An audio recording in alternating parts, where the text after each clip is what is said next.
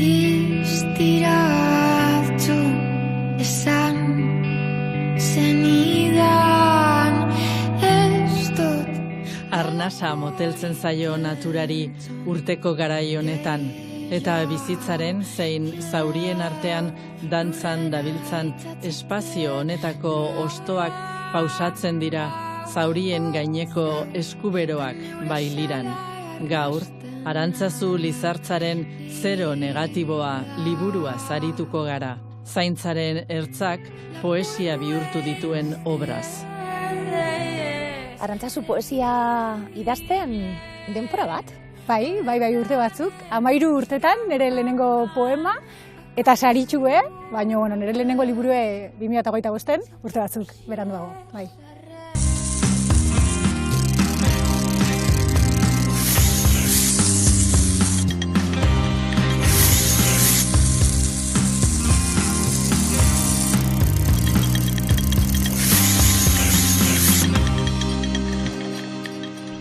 Zero negatibo honetan izenburutik pista bat emango digu, baina aipatu behar dugu eta aipatzen ari zara, elkarrizketetan be bai, medikua zara eta horren arrastuek liburuan egongo die. Bai, pintzeladak poemaro daude, mediku izaeran pintzelada horiek, eta nik uste ere amaieran ja autu bat hartu nula eta izango zela medikuntzatik idatziko nula eta liburu hau horrela sortu zen. Bai. Medikuntza eta poesia. Bai, hori da. Galdetu izan ditanen ez, ea zein gai entzen zaiten, bitako ze rol. Nik uste paren daudela eta elkar elikatzen diela. Orduan hori da nik uste magikoa, ez? Elkar elikatzearen edo eskontzearen afera hori bera. Bueno, titulotik hasita eta, pistaren bat emango digu, poemaren batek edo beste, zergaitik zero negatibo hau. Apurtxu bet, zaintzare jarriko dugu horra apurtxu bete erdigunien. Badaude begirada berriak, medikuntzan esango dugu, poesian esango dugu. Horretan esango nuke emakumeok ere badugula. Zer eskaini, ez da, begirada berri horiei? Bai, eta nik uste ahotsa eman behar zaigula. Akaso, geroz eta gehiago eta geroz eta hoi hartzun gehiago ematen zaio gure ahotsari, baino ez nahikoa oraindik, ez? Orduan bada, adarretatik adaskak sortzen segi dezagun, halako kitzika zera bat eukitzeko, ez? Leitzarrazu, leitzen gaude? Bai, leitzeko mendi artean, basakabin, bai. Toki kutxune, haurtzarora, eramaten naun toki bat, eta liburuko haurtzaro eta iragan horretara ere eramaten naun toki bat da. Medikulanetan zarautzen? Bai, momentuz, zarautzen, bai.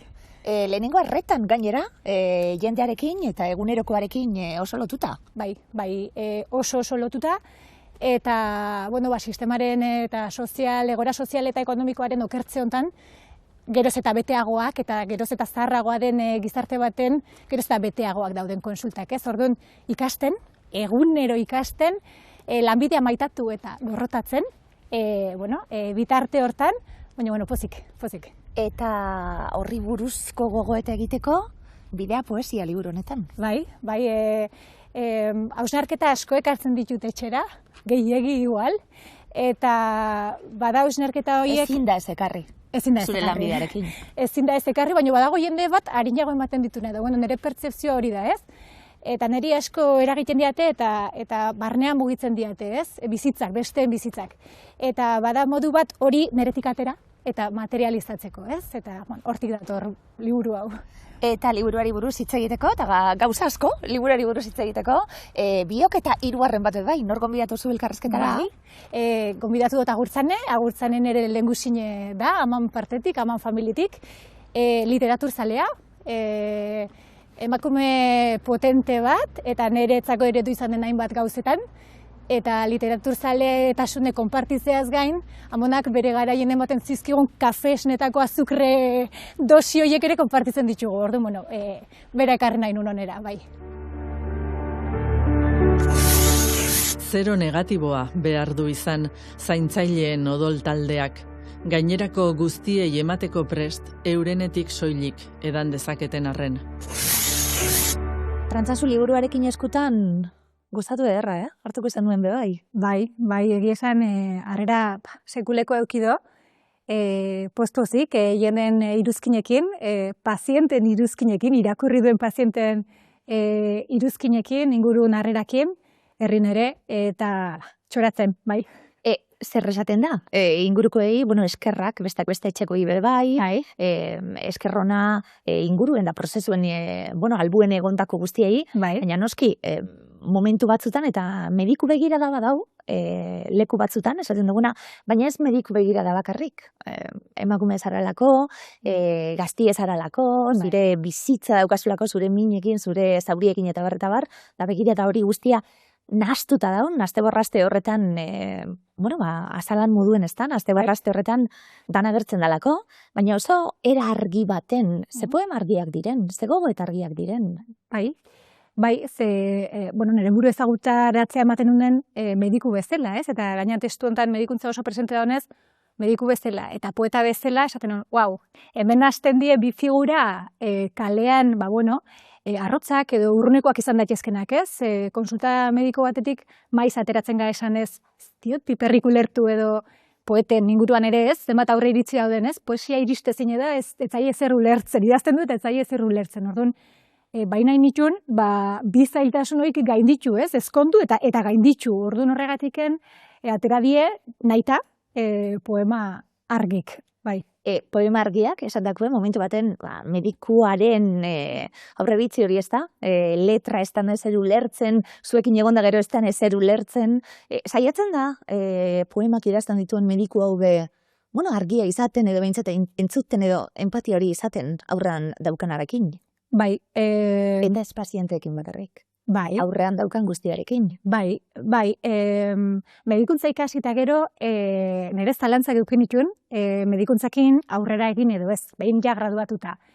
Zeban duken alako maitalearekin eukitzen den pasio harreman bat medikuntzakin entitate bezala, ez? Matxinun asko, baina gorroto ere bai. Eta, azkenen erakinune aurrea itea, baina begirada bat traizionatu gabe, ez? Eta esan, medikuntza ingo dut era baten. Eta banabil, hori jorratzen eta hori egunerokoan elikatzen eta ikasten, bai. Gogorra da? Bai, oso gogorra da. Supertzen dut bat laguntzen diozunien edo baliagarria zaranin bate batentzat, hau, badalako bokazional hau, ez da, edo zain eskutan oso posgarri izango dala bai eta zema betetzen duen horrek, baina ze gogorra dan. Bai, bete bezain beste, kendu, ez? Medikuntzak niri gauz asko ere kendu dizkit, horregatik diot pasiozko harreman bat, ez? Bixar inkluso toksikoa momentu batzutan, bai, eman asko ematen du, eta jenea orokorren maitagarri da, baina gauzak ez doazen ondo tentsio, edo ongi tentsio asko sortzen da lanean zehar, eta zu ere pertsona za, ez? Bata zuri jartzek ez zaitxo neutro itxen, bezperara kasozuk zure bikoteakin harreman apurtu dozu eta barrutik xisko inda zaude, edo gautxarra euki dozu, ez dakit nork mezua bidaliz izolako azken momentun, eta gero aurpegi eman behar da, ez? Eta figura hori zurrun aurkeztu behar da, orduan, dantza hori, eguneroko dantza hori, formulatzea oso zaila da. Eta lekuak eurek, esan dugulako, lehenengo harretan zauzela, baina hemen eta poemetan badau medikuaren eke hori ez da, pertsonaren nadana bai, eta bestelako minekin nazten dena, usain horiek ospitalekuak eta egunero hori izan da lantokia, bat gogortu behar da, esango nuke. Bai, erabat desberdine da, igual sanitarioak ingurun ez dauzken antzat oso desberdine da ospitaleko mugimendu edo lehen arreta edo ambulategietako mugimendu, ez? Osea, bi mundu desberdin die. Eta, egun gradua maitzen dugu eta gero espezializatu behar ga. Eta hor daukezu aukera handana, ez? Zirujautik psikiatrara, psikiatratik neurologora, eta autoe izan zen, familia mediko izan nahi nula, ospitalak kalte egiten zilako. Bai, ospitaleko ambiente horrek, mugimendu horrek, despertsonalizazio edo deshumanizazio horrek kalte egiten zila konturatzen entzaten nuen. Berbada hortik ere, pasiozko gorroto horren arrazoia, ez? Eta erabakin nuen lehen arretara dedikatzea jotzea, gertuko humanoagoa zen leku bat zelako ospitalak, eta kritikatzen duten bezala, ez? Poeman baten obesten, desgastatzen zaitulako. Nik gaur liburu berri bat, labetik atera berria den liburu bat dakarki zuen. hain zuzen ere Edota Jimenezek idatzitako Aizkorak eta Gutunak. Izenak dio 1828an Almiken, gaur egun Bermeo da, orduan ero lehenago ez dakitze holanango barri, baina Bermeoko Almiken gertakizun bat, Josefa Azkoeta eta Maria Josefa Ormaetxea ama alabak Ormaetxean senarra eta aita desagertarazi egiten dute. Eta orduan kronika thriller moduan kontatutako kronika ondo dokumentatu batean ageri dira arrazoiak eta garai hartako ingurua eta jerarkia eta guzti horiek. Liburu interesgarria, erakargarria da, gustora irakurtzekoa. Min batetik sortzen delako dana, bai, momentu baten, eta hasieratik ez dugu jakingo, baina, ze sensibilidade berezia daukan poeta honek, eta gero badakigu edo badaukagu erantzuna bai, nondik datorren bestiek zaintzeko nahi hori, da? Zero negatibo hori, nork zaintzen du, zaintzen gaituena? Bai, netzako gaur egun mina alboratzen da, ez? Ez dakigu, ez da, gripe batengatik bi egun sukarrakin etxean egotean, ez? Eta hori niretzako konsultan eta bizitzan, ez? Lagun artean eta sumatzen dutenen oso patologikoa da. Sentsazio hori alboratu nahi izate, ez? Ze bizibaga mine eukiko dugu, eta gehiago gutxio, baina eukiko dugu. Eta mine eukatze horrek benetan auskor bilakatzen gaitu. Eta gauze batzuk kudeatzen ez jakitea. Orduan, aurreneko gauze baina inuna da mine presente ontze din liburun, minek, espazio bat eman bazaiolako minari bai, ez? Eta bere etxe eman bazaiolako minari. Eta nik minak sentitzeak, zaintzaile bezala, ez? Bestearen minakin, konektatzen launtzen nagulako, bai, hori bai. Eta zaintzaiena, nerama zaintzaile aparta da. Orduan txikitatik edaten, aman zaintzeko gaitasun hori. Eta, gero haien gaixoaldik, niri ja oso gazte zaintzaile rolean kokatu nindun, ez? Eta, horti dator dena. Fikzio egiten da, baina, badago bai, zeuretik, eta gaixoaldi bat hau, aitarena guztia hankaz-gora jartzen dizuena etxien, eta zuk erabakitzen zu, izango naiz mediku. Bai, negu kroniko bat. Gaixotasunak normalen neguak ekartzen dituzte etxetara. Egon daiteke etxe hortako pilarek zurrunego edo aulago, eta orduan horren arabera hobekigo edo okerrago eutxiko dio gaixoaldiari, ez, familiak berak. Baina normalen zerbait negatiboa ekartzen du, ez, eta gure kasun ere ala izan zen, negu kroniko bat ekarri zigun, eta niri berrik asko irikizizkin egoerak, eta horrezanon mediku izan behat, eta hortik dator. Baina gero gustatu zait, minak, noski eriotza baten aurrien, irabaziko egidazu minean, baina gian nik badaukat min bat, maite nauen batekin dagoelako, edo nire aurrean dagoena, ez daukalako aurrera egiteko horren beste aukera nire pazientea izan da, lekutxar batetik datorrelako eta bar, eta minoiek nahaztu egiten dira. Eta minoiek existitzen dira, ranking baten, segurazki eriotza izango da topean dagoena, baina erakutsi diguzu, liburuen zierbe bai, mintxu horiek ere egiten gaituztela, pertsona hobea esango nuke, eta zaintzaile edo empatikoagoa inguruarekin. Bai, erabat ados esaten duzunakin, eta rankinen niretzako eriotza ez da top baten, de hecho, eskelak poeman esaten dut, ez? Nik azte burutan, akaso baina pentsatzen, sedazio bat egin dioten pazientean, baina ez hilden edo ezten hil, baizik eta nahikoa botika jarri diotez sufritzeko, ez? Sufrimendu batek beldurkei ematen dit eriotzak baino, edo, ez dakitzein bidali behar nula realita, eta ez dut bidali, eta asteburu osoan hau horrekin, abertze izan den pazientortaz. Baina eriotza ez dit beldur gehien ematen, ez da beldur gehien ematen ditena, sufrimenduak bai. Sufrimentua, bada, begiratzeko modu bat bai, eta sufrimendua erantzi egunerokotasunari, guztiok egin dezakeguna, geure zereginetan, mediku ikasle izandako alaba maitale honek egiten duena une oro, eta nik erantziko nuke, apurtxo bet emakume gazte dalako bai, eta bestelako begirada bat daukalako, Eta begirada berri horiek zenbat aberazten gaituzten irakurle moduen be bai. Bai, liburuen bai agertu nahi nuen esan duzun bezala, pertsona eta ezurraragizko norbait bezala, ez? Hortarako jolasten ibili naiz figura desberdinekin, ez? Alabana, izebana ere badago momentu baten, maitalearena, ni ere, hori, kontsultatik ateratzen naizenen edo zaintzaile izatetik ateratzen naizenen beste rol batzuk eta beste harreman batzu dauzketelako, ez? Eta horregatik nahi nun pixko bat, zurreragizko norbait bezala aurkeztu, beste begirada bat emateko, beste errastasun batez ulertzeko dena, eta ez gelditzeko marko zehatz baten bakarrik, ez? Eta begirada... Ziru jauarenak, manikura behar duten, akasu honetan, beste lan erantzi bat hori, gaina, ikasle garaitan, etortzai gogora, ikasle garaitan, kirofanoko praktikatan ibiltzen ginen, eta denak, nire kide guztik ateratzen zein txundituta, ez?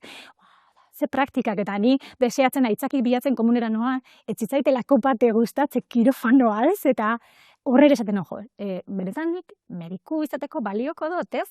Baina gero ikusten dugu badaola bizitzak betitzen dizola toki bat, ez? Han edo hemen, bai eskuak ez, ez tien ere fuertea. Azken urteetan, egin dago goeta handia, osasunari dago kionez, bai, guztia gizonezko txuri baten gorputzean probatuta dagoen kontu batalako, eta, beste danok, hilaran jarri behar dugu, badago apurtxu bet, eta humoretik egin arren bai, zenbat emakume mediku, esate baterako, Nobel medikuntza sari eskuratu dutenak, ze gutxi diren eta zenbat lan egin duten, eta apurtxu bet iraultzeko hori oso ezberdina izango dana, eta oso zaila izango dana, eta hori guztia iraultzea, historia iraultzea izango delako, bai. Zelan bizita, egunero, kotasunian hori, emakume moduen, mediku moduen, idazle moduen, poeta moduen.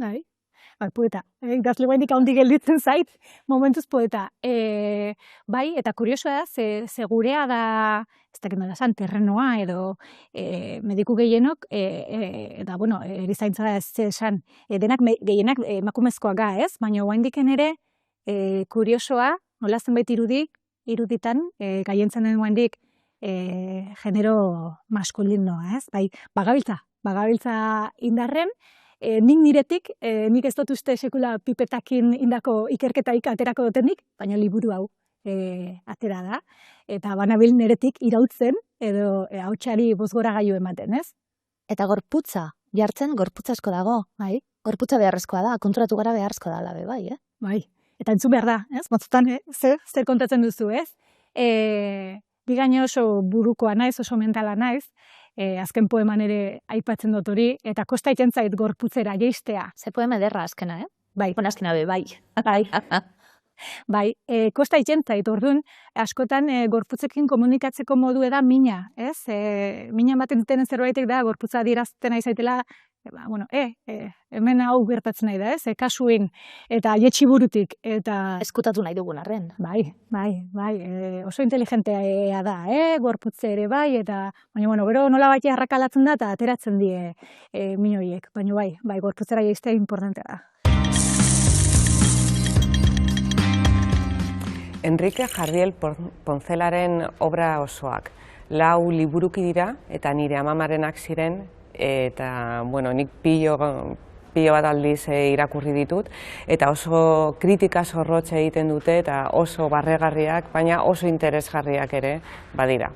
Stefan Zweigeren Mendel, el de los libros, oinarrian liburuei eginiko omenaldia dauka liburu honek, eta kontatzen du hain justu liburuetan jasotako informazioari buruzko ezagutza ia mugagabea duen pertsona baten istorioa, Mendel izeneko horrena, eta nola lehenengo mundu gerrak liburuekiko duen maitasun eta pasio hori deusestu egiten dion. Iruditzen zait, alegoria polita dela irudikatzeko edo azaltzeko nola autoritarismoak, kasu honetan lehen mundu gerraren itxurarekin, nola deusestu edo ezabatu dezakeen pentsamendu librea edo pentsamendu askea.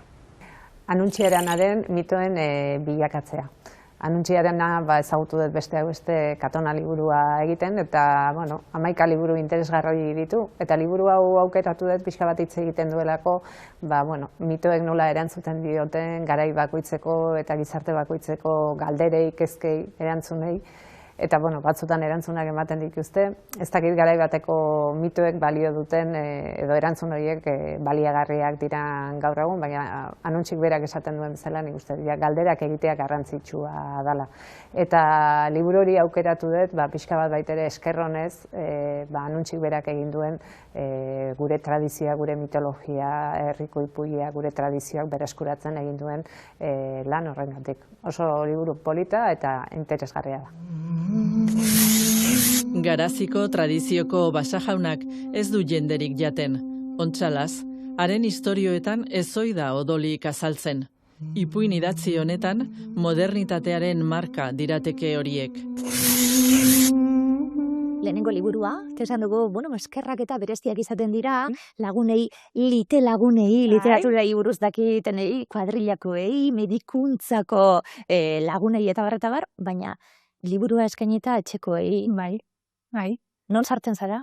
Agortzana etxekoetan, lagunetan, lagunetan? Akaso, nik nire burua mintzat, hiruetan konuke. Ia da, arantazun lengusu txikiaret, baina nire liburu mailegatzaile handi bat dela, lagun lengusu handi bada, eta kasualedez, etxeko familiako bazkaritan ere, kasualedez ondo neseitzen gea. Eta haitzen dia batzuk blabla izketan, eta gu beti, zer liburu daukaz esku artean, hause eskurretu dut, utziko izot, eta horren, nik uste hor txartu nahi zera, hiru titulu horiek baditutela. Irakurle moduen, lehengusina moduen, esan dugu, kazetari moduen, irakasle moduen, emakume moduen, begiotan geuz asko eskutatzen dialako atzien. Zemuzko irakurketa egin duzut, zeinek hartu dut bizue, suposatzen dudalako maitezun pertsona batek esaten dizunien irakurri idatzi dudana, berez izango dela bai. Bai, eta egia dere, liburua publikatu aurretik edo, bere lehen ideia haiek ere pasazizkeara poesia haiek eta irakurri nitu, eta nire iritzia xumea eman nion, eta gero beti agur, liburua aterako da, eta nahiko, liburua presente eukidut ez. Eta egia da, ezagutzen dezun pertsona baten letrak aiza irakurtzen, hausnarketak, eta hausnarketa horiek, aranen hausnarketa horiek egunerokoan ezagutzen dituen ez, baina liburua irakurtzean, ja lehen poesian, dara kontsultan, esan du, hemen aranek indu bere izararen laburtuen bat indu poesia hontan ez, nola baiteren mediku bezala aurkezten da, hitzen jola sederoiekin ez, poetaren habilidade horrekin, eta ikustezu badagula hor idazle bat non hausnartzeko ikaragarrizko habilidade daukan, kontsulta baten dau, eta dago esperoan, sartzeko norbait kontsultara, eta bitarte hortan pentsatzen ari da, eta pentsamendu horietan badira pentsamendu sozialak, politikoak, zaintzarenak, eta hor nik uste, baina esan nula, aran, earki asizea ez, eta gero, gertatu zaitez, poesiak irakurtzerakoan, pentsatu, badakit nori bota dion, ez? Badakit nori idatzi dion hau, ez? Eta hor ere pentsatu, ez? Aran, ados zure bizipenari da, baina akaso bestaldean bota, ez? Hor badira poesia batzuk, ez dakite oso pertsonalak direnak, harremani buruzkoak, eta nik ez dakidena da, arandik idatzi du, baina protagonista baute dakiten. Hor darela, ez? Eta historia horiek beraien ariela. Horiak nik bere ezagututa badakit, ez? Eta ez dakit beste batek ulertu ote duten, edo ulertu ote duzu. Idazlek egiten dituzten gauza. Trampak, ez? Historiak lapurtu, baina historia zurea denean, ez da konpartitu izan zurea ere bada, ez? Hortun, lizentzia hori nere egin, eta nik hitzak jarri eta plasta, hala. Liburu dendetako apalategitara bizitu genuen historia hori, oso gai interesgarria da, ez? Lizentziarena, ez? Baimenarena, ez? Historia bat laburtu, behar bada gaine irakurtzen duenak protagonistak berak detaile batengatik igual errekonozitu daitekena, ez? Baina baimena eskatu gabe, ez? Ni pixkat makarra naiz, orduan nire agitet, baldin eta ez badiot poema horrekin sekulako mina egingo pertsona horri, ez? Badie kontu, bueno, mina badago, baina ez die poema gaiztoak. Eta, bueno, justo kuriosoa da, aludituta edo protagonistak dien horietako pare bat, ez dakite euskeraz, orduan inoiz ez ditu irakurriko poema horiek, ez? Orduan ni ere trampati utxe ba naiz, eta bueno, beste protagonista bat atxe da, ez? Eta atxe ez da bueltatuko niri poemak aurpegiratzea, bai. Baina idazten dan horretan, eta beste buruz, eta esaten gabiltz beste buruz idatzi, eta kontsulta dagokionez esate baterako, atal bat kontsultan izango litzatekilako, jarri behar zu distantzia bat, osur bileko ezarelako, Arantzazu ezagutu barik osur bileko ezara, eta minutu baten ja, erosotasun hori nabaritzen da zuronduen, baina suposatzen dut, pazientien aurrian jarri beharko duzula distantzi hori, idatzita gero eurek agertzen badie, abetik aberera nola kudeatu, ja, idazli eta poetiza dela jakin, baten baiango dalako, kontatzen, edo bilatzen, ez? Behar bada bere bure bilatzen hor. Distantziana temazoa da, ez? Ez dakit euskera nola, gai puska bat da, ze hori, maiak markatzen dizu distantzia bat, baina gero zuzoa zor gerturatu ala, ez? Gorputza adierazpenak ere adierazi nahi du, bilatu nahi duzun distantzia hori bestearekiko, ez? Eta izan daiteke mediku hobea edo jantzigoa patologiak edo botikak menperatzen. Baina inondik inoa, helburu bat balin badauket, da ez dutela distantzian urrunekoa izan nahi. Ez? Orduan, etxekotasun hori bada egunero helburu bat, etxekotasune ematea besteari, ze bestea zaurgarri dator. Eta bestea zure gana ez dator gustoz, zaurgarri dator. Orduan, ze gutxio, nik etxekotasun edo sutondoko giro hori ematea baino, ez? Eta horrekin etortzen zait kontraportadan dagoen poema, ez? Iruzurtiaren poema. Eta nahiago dut iruzurti bat naizela, ez? Bat alotzen dutenen, segi hortan pentsatzen, ze horrek eraberen autoritatetik jaisten nau, eta bizitzara ekartzen nau, ez? Eta parekoa bilatzea, ez? Ez izatea nik hemendik eta bestea hemendik, baizik eta horizontalki, ez? Jolasa izan dadila hartu emana horizontala.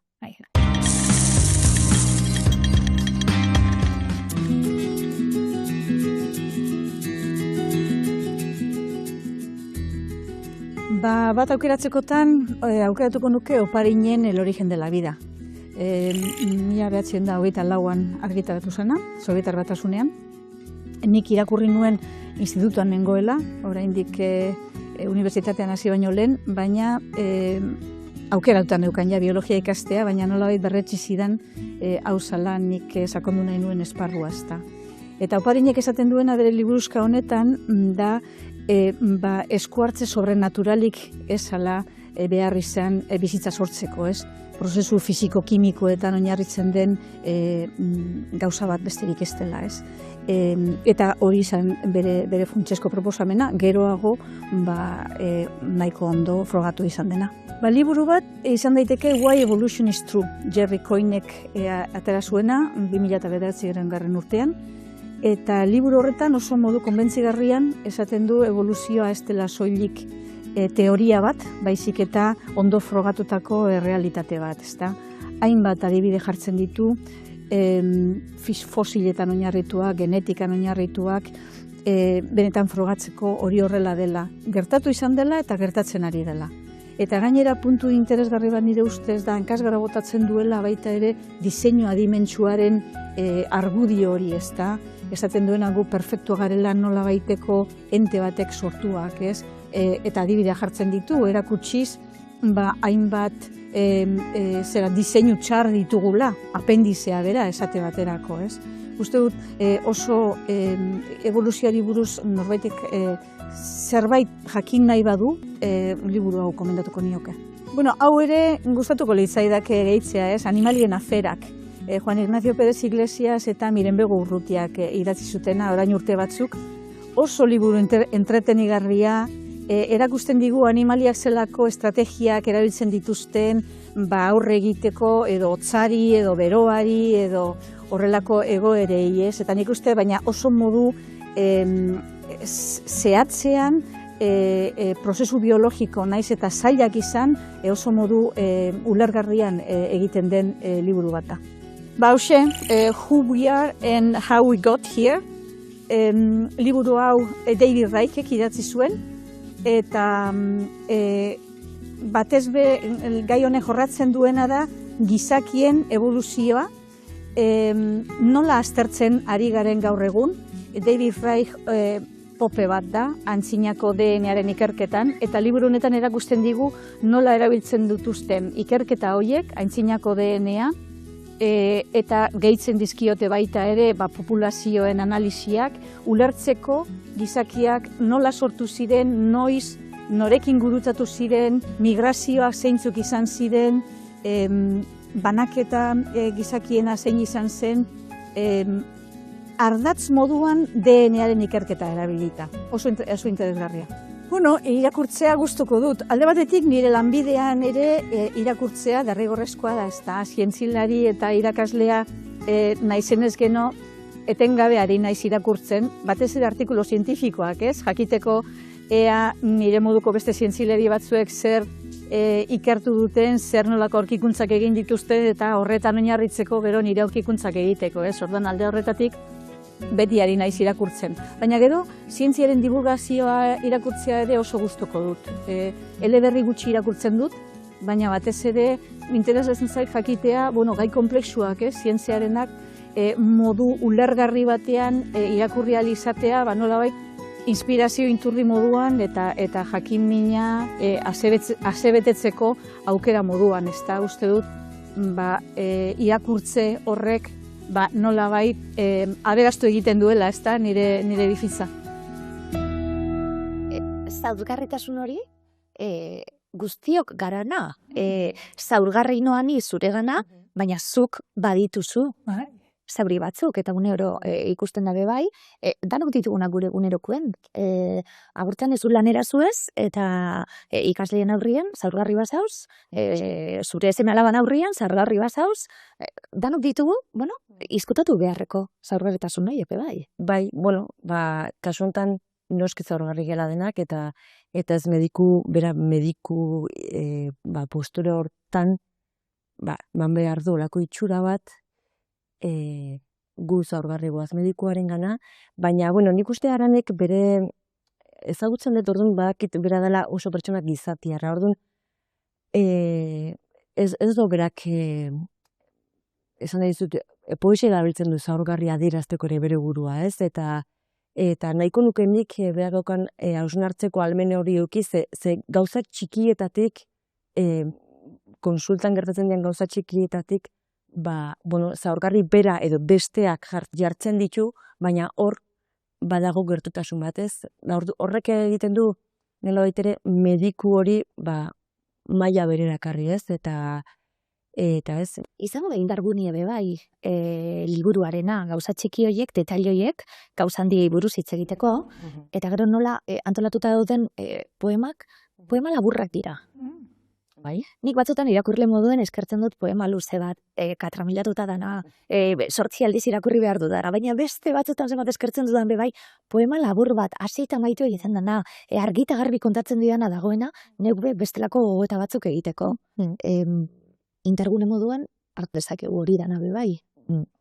Zalantzaile gabe, azkenean, aipatu bezueren ere, poesia badala askotan ez, badauko laulako etiketa bat, zail, ez dugu ulertuko, baina poesia asko dabe, eta liburu hau bereziki, oso erraza da, gertukoa da, eta mediku batek idazten du poeta denak, baina askotan ere norberak igual bere burua bilatzen du horrez, edo hausnarketa horietan ere maneri asko lagundu dit, zer bada kode postala edo oso polita da poesia hori ez, medikuak hori nontik datorren pazientea ikusi eta badaki bere zean maila sozial edo ekonomikoa zein izango den ez da. Eta horrek zelan eragingo dio.